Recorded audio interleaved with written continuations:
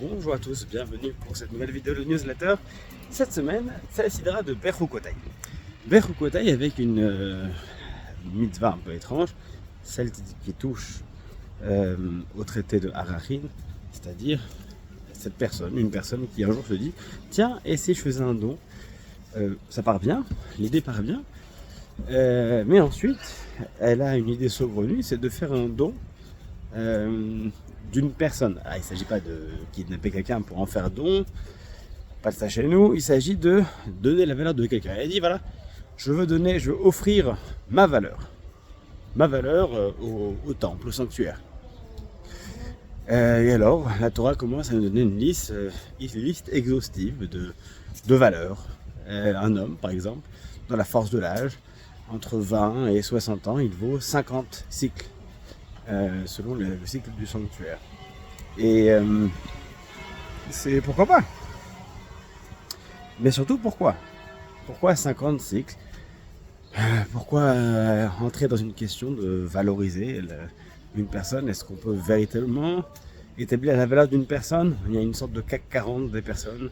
Celui-ci a découvert un vaccin, alors il vaut plus, celui-là vaut moins.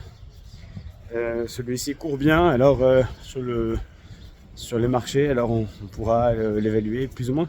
Parce qu'on est en train de parler d'une traite d'esclaves qu'on va évaluer sur la place du marché en fonction de leurs appétences, en fonction de leurs compétences, en fonction de leur corps, de leur efficacité, comment ils courent, comment ils portent. Donc quelle est cette idée de dire allez celui-là, et encore ça c'est le meilleur des cas, je vous ai épargné le reste des gens qui valent moins. Un enfant, ça vaut moins. Un adolescent, ça vaut moins. Une personne âgée, ça vaut moins. Alors à l'heure du bien vieillir, autant vous dire que on n'y est pas exactement, on passe de 50 shekels pour un homme valide, on tombe à 15 après 60 ans. Donc autant vous dire que le plan d'épargne retraite, ça va être nécessaire. Encore que peut-être donner de sa personne après un certain âge, eh bien c'est peut-être plus simple, plus facile, on a peut-être plus de personnes. Et donc, il y a plus de personnes sur le marché. Donc forcément, la valeur se déprécie. Bref, quelle est l'idée? Quelle est l'idée de ce concept de Arachin, de donner la valeur de soi? Eh bien, il y a beaucoup d'idées qui sont développées dans le traité de Arachin, qui est un traité à part entière, mais on peut en retenir une. C'est l'universalité de la valeur d'une personne. Lorsqu'une personne fait un don, une démarche un petit peu égocentrée, vous me direz un don de sa personne, je m'offre moi. Un petit peu égocentré, bien lui dire, enfin toi ou un autre c'est pareil. Chaque personne vaut exactement la même chose. Que tu sois grand ou petit, fort ou faible, riche ou pauvre, tu vaux exactement la même chose qu'un autre. Et donc que je dise j'offre la valeur de mon voisin ou la mienne, c'est exactement pareil. Il y a une forme d'universalité de la valeur. Et pour une personne qui veut se mettre en avant pour donner quelque chose, alors on lui dit fondamentalement s'il s'agit de choisir la valeur de quelqu'un, la valeur marchande entre guillemets c'est la même. À partir de quand est-ce qu'on peut véritablement évaluer quelqu'un?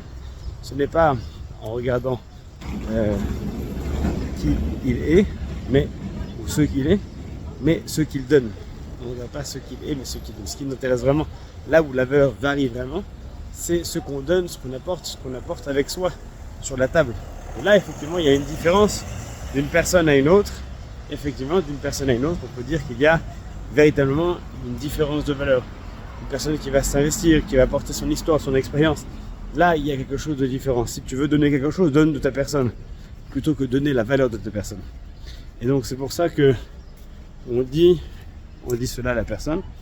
Il y a une forme d'universalité dans ce que vaut le corps. Un corps ne vaut pas plus qu'un autre. Ce qui nous distingue, ça n'est pas la valeur de nos corps, c'est la valeur de nos esprits. Et c'est pourquoi il y a une forme de formalisation, normalisation. Chaque corps est normé, mais chaque esprit ne l'est pas. C'est là où on se distingue, parce qu'apportent nos esprits et pas ce que valent nos corps. Shabbat Shalom et à très bientôt.